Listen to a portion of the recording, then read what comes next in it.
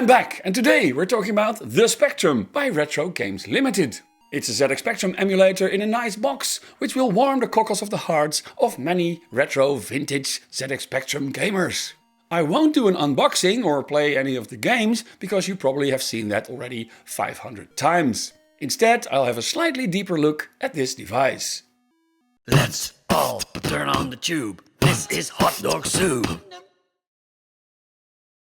Ha! I fooled you. This isn't the Spectrum, this is an original ZX Spectrum. This is the Spectrum, and as you can see, it's a blatant copy of the original. The only difference is, Retro Games Ltd didn't put Sinclair or ZX Spectrum on it. The company really likes to copy original designs, like they did with the Amiga, the C64 and other computers. And they changed the designs ever so slightly to avoid legal problems. I am pedantically and annoyingly pointing this out because one of Retro Games' directors is a notorious IP collector. He likes to purchase, register and claim all kinds of retro and vintage game IP and then annoy people with it.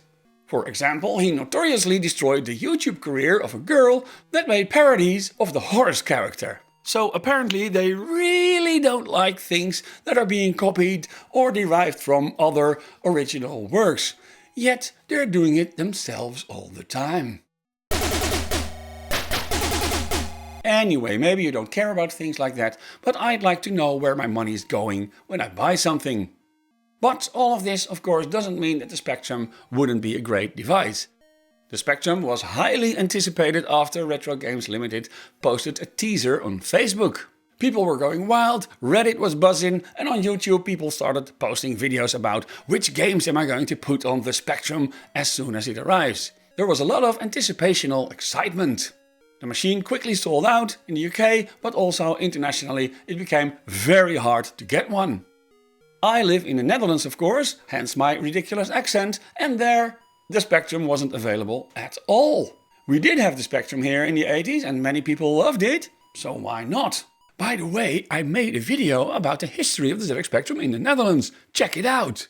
So, because it was no longer available anywhere, I had to send a friend of mine in the UK through the rain to a toy shop to buy one and get one for me.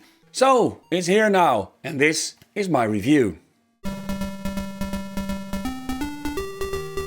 Both the device and its packaging are beautifully made and of high quality. So no crappy AliExpress stuff, and that's very nice. The Spectrum costs about £90, and for that you get the main unit, a USB power cable and an HDMI cable, as well as a short user manual. The European version has a multilingual user manual, so it's slightly thicker than the UK version, but it's equally short. The manual doesn't even explain how to install your own games. You need to visit the Retro Games website for that, or purchase the full user manual separately. A USB power adapter is not included in the box, and neither is a USB memory stick. The British version comes with a limited edition copy of Crash magazine, which is absolutely lovely and even pays homage to Ultimate's Night Lore, even though that game isn't included. If you're in Spain, you get a different box, and there is a limited edition version available with some nice artwork and 2 extra games. I'm not much of a specs guy. Like I say, I always care more about the user experience than the actual specifications of the device. But if you must have them, here they are. The Spectrum is not a clone of the original ZX Spectrum, but an emulator. It's powered by the same system on a chip as their Atari 400 Mini. The CPU apparently is an Allwinner H3 processor, quad-core Cortex A7, but I'm not sure as Retro Games Ltd do not like to publish their specs. The HDMI outputs a 720p resolution at 50 or 60 Hz and it looks great. Even on a 4K display, it's very crisp and clean.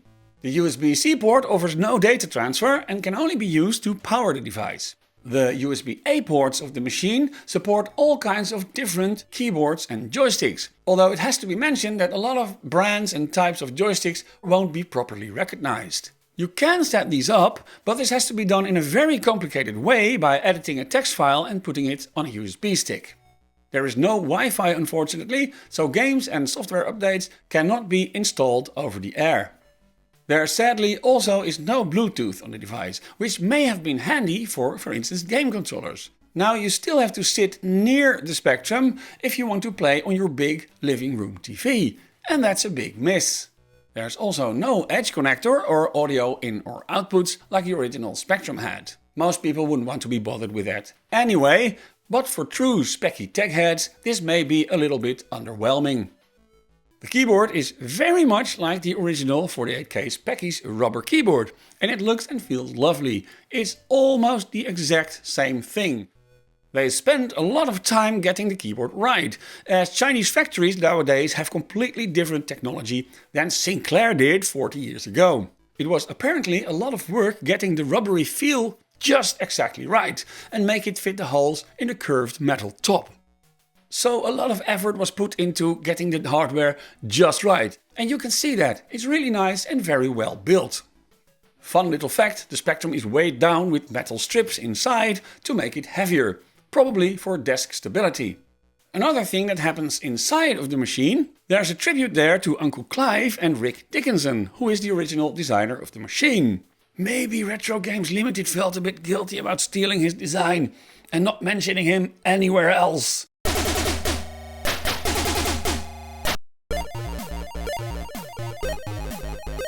The Spectrum contains a software emulator which emulates both the 48K and 128K Spectrum.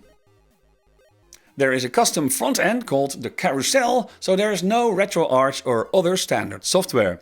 This is a plus to me because it reduces lag and general bugginess.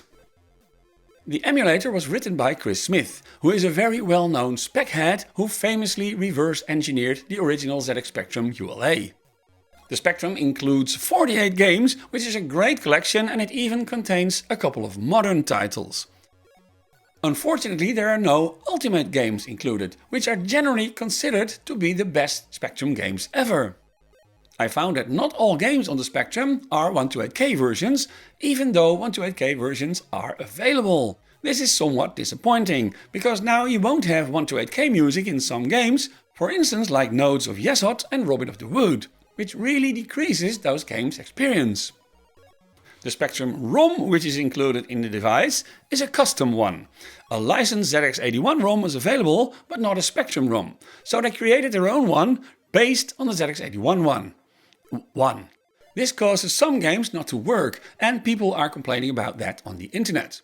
But I guess this happens with any kind of emulator, and you can easily resolve this by adding your own completely legal and not pirated ROM files. The machine supports ULA Plus color mode as well as user 0 mode. The firmware can be updated, but Retro Games Ltd denies any liability when it bricks your device. Interesting. Apart from the included games, you can also add your own completely legal and not pirated games. This can be done using a USB stick. The machine will load many of the existing game files, such as TAP, TZX and many others. Even multi-load games are supported, as well as tape files that contain multiple programs. So you can get cracking on cassette 50 without any problems.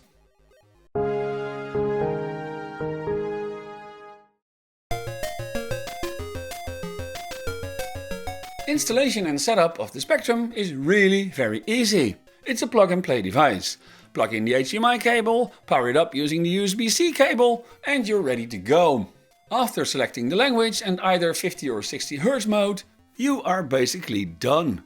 Retro Games suggests that many types of game controller can be used, but who wants to use game controllers? We want to use joysticks, of course, 9-pin ones. How else am I gonna play Daley Thompson's Decathlon? Or other joystick waggling games such as Combat School?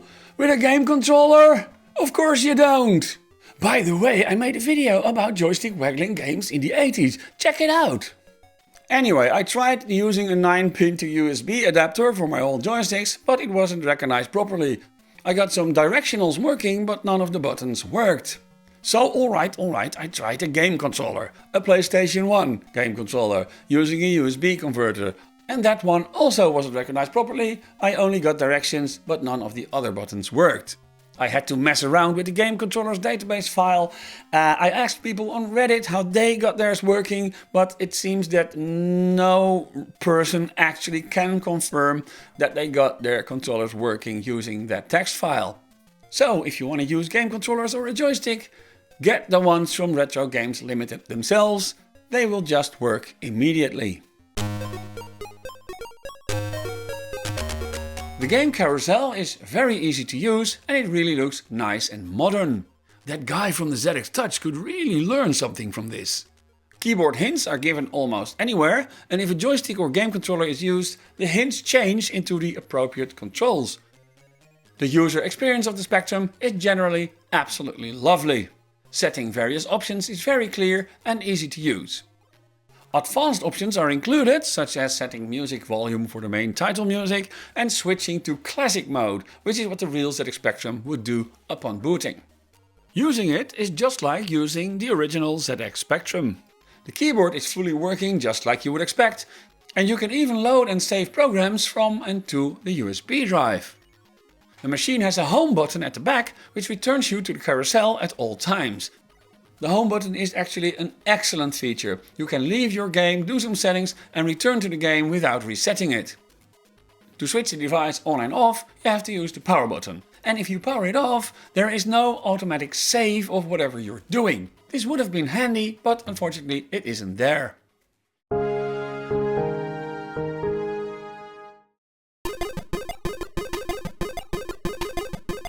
So what about playing games, which is what we're actually buying this thing for?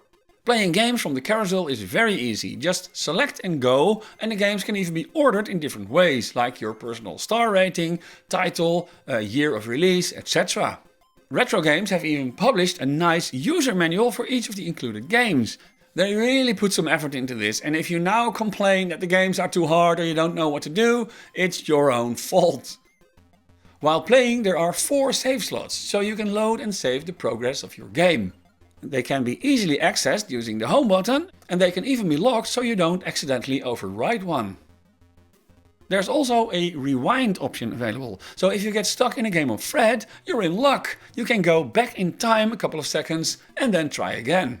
This is really very handy because, as we all know, those games from the 80s are so hard straight from the beginning. There's no noob mode, there are no tutorial levels or whatever, they're just immediately hard. And this rewind function really helps a lot. The Spectrum unfortunately has no poke tool. You cannot use pokes on this machine. So other than rewinding and the save states, no cheating is possible. And we all know what that means. If you have no pokes, nobody can complete a game of Cookie. But seriously, to me, this is a major flaw of the Spectrum. Any Spectrum emulator should have a poke tool or at least support the loading of POC files in some sort of way. Another thing missing is there's no turbo mode. It would have been nice to be able to speed up terribly slow games such as the Sentinel or Outrun, and the processor would easily be able to handle such a thing. The CRT effect that is offered, the scan lines, they're very nice and done in a subtle way. It would be nice if more than one CRT shader were offered, for example like RetroArch has. Even though you can add your own games to the Spectrum, you cannot add any of them to the carousel. If you insert a USB stick with your own games, you have to scroll and scroll around to find what you need. It would have been nice if you could add some of them to the carousel for easy access, but unfortunately no. The USB drive appears in the center of the carousel and sometimes you have to scroll around to find it. You can make your USB drive one of your favorites, but it would be much nicer if it would just auto-select as soon as you plugged it in. While using your USB drive, the Spectrum can only read a maximum of 256 files in one go, so you have to sort of spread around your files across many different subfolders. If you don't do that, you simply won't see them.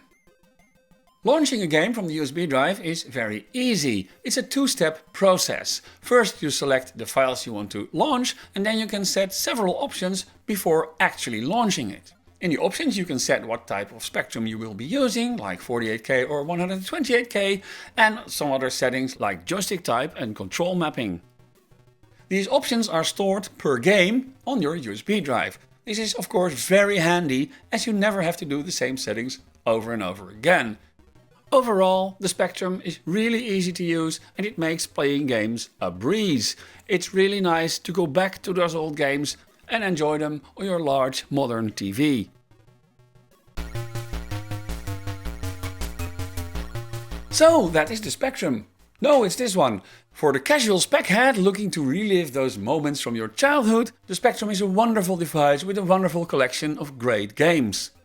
It's beautifully made and offers a quick way to play tons of specky games on a big screen, which really enhances the experience compared to the old blurry television sets with RF signals that we were used to.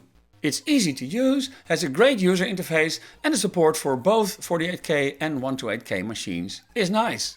The save stage and rewind function are great, but if you're a hardcore vintage retro gamer, the device may not be your thing. The lack of a poke tool is a serious miss, and the USB drive system to add and navigate your own games has some annoying limitations. It's up to you to either care about Retro Games Ltd blatant copying of the design or not. One of the directors of this company was even involved in the ZX Vega Plus scandal. And things like that may be a little bit off-putting if you care about the ZX Spectrum retro community. But taking the Spectrum out of the box will immediately make your heart beat a little bit faster. It feels a little bit like magic, just like it did back in the day. Connect it to a TV, switch it on, and you can immediately be back in the middle of a game of Target Renegade. And who wouldn't want that? Despite its weak points, it just is a very lovely machine. And that for under £100. So there you go, that is the Spectrum. What do you think? Leave a comment below. If you like this video, please leave a like and consider subscribing. We're at 1120. Thank you all for subscribing, and I'll see you next time. No, not Smeghead, Speckhead.